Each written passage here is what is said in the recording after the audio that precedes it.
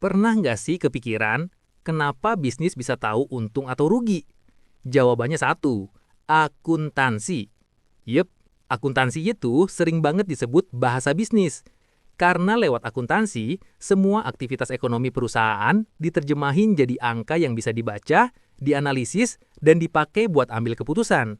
Singkatnya, akuntansi itu proses mencatat, mengukur, dan menyampaikan informasi keuangan, biar semua pihak bisa mikir, langkah selanjutnya apa nih?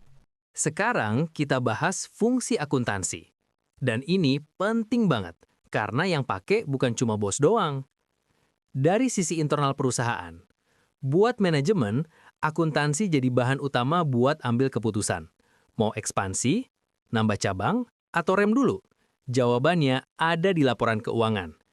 Buat karyawan, informasi akuntansi dipakai buat lihat perusahaan gue sehat nggak sih? Karena perusahaan sehat, masa depan karyawan juga ikut aman. Dari sisi eksternal perusahaan, buat investor, laporan keuangan itu kayak peta masa depan. Dari situ, mereka nilai perusahaan ini punya prospek cerah atau enggak.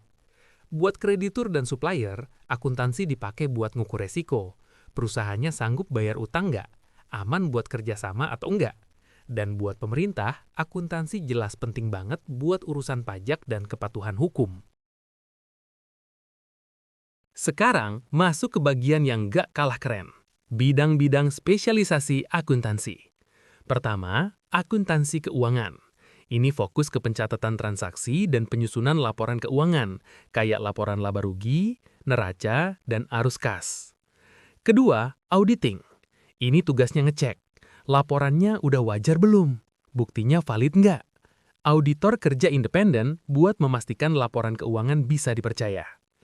Ketiga, akuntansi biaya.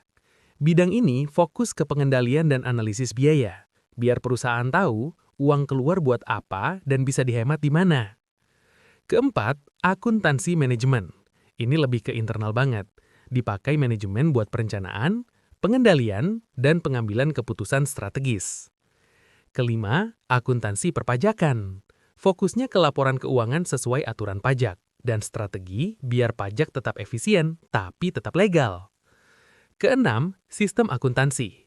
Bidang ini ngurusin desain sistem, prosedur, dan teknik pencatatan transaksi. Pokoknya, biar sistemnya rapi, aman, dan efektif. Ketujuh, akuntansi anggaran. Isinya rencana keuangan masa depan dan perbandingan antara rencana dan realisasi.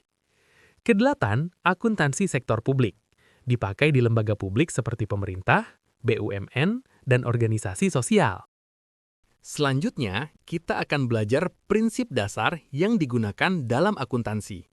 Bagian ini penting banget, karena jadi salah satu fondasi pemahaman kita buat materi berikutnya. Sini, aku kasih paham. Pertama, konsep kesatuan usaha. Dalam akuntansi, perusahaan itu dianggap punya hidup sendiri. Artinya apa? Uang perusahaan bukan uang pribadi pemilik. Aset perusahaan bukan aset pemilik. Walaupun usahanya milik perorangan, secara akuntansi, perusahaan dan pemilik dipisah total. Kenapa? Biar laporan keuangan rapi, objektif, dan nggak campur aduk antara urusan bisnis dan pribadi. Kedua, prinsip harga pokok. Setiap barang atau jasa dicatat berdasarkan harga saat dibeli, bukan harga sekarang, bukan harga pasar, dan bukan juga harga kira-kira. Misalnya, kamu beli mesin 50 juta, ya dicatat 50 juta. Walaupun sekarang nilainya naik atau turun, di laporan keuangan tetap pakai harga saat transaksi terjadi. Ini penting, biar datanya konsisten dan bisa dipercaya. Ketiga, dasar akrual. Di akuntansi, yang dicatat itu kejadiannya, bukan cuma uangnya. Pendapatan dicatat saat barang atau jasa sudah diberikan, walaupun uangnya belum diterima. Beban dicatat saat kewajiban muncul, walaupun belum dibayar. Jadi intinya, akuntansi akrual fokus ke hak dan kewajiban, bukan sekedar kas masuk dan keluar. Keempat, dasar kas. Nah, kebalikannya dari akrual. Dasar kas itu simple. Pendapatan dicatat saat uang benar-benar masuk. Beban dicatat saat uang benar-benar keluar. Metode ini biasanya dipakai buat usaha kecil atau pencatatan yang masih sederhana. Kelima, kelangsungan usaha. Akuntansi menganggap perusahaan akan terus berjalan ke depan, bukan bubar besok, bukan langsung jual semua aset. Karena asumsi ini, aset dicatat sesuai penggunaannya, utang dianggap akan dibayar, dan operasional diasumsikan berlanjut. Kalau perusahaan memang mau tutup, barulah perlakuan akuntansinya beda. Jadi, kesimpulannya, akuntansi itu bukan cuma soal angka, tapi soal cerita keuangan sebuah bisnis. Kalau kamu mau paham bisnis, nggak bisa lepas dari akuntansi. Follow, subscribe, dan stay tune. Karena akuntansi itu nggak seseram yang kamu kira.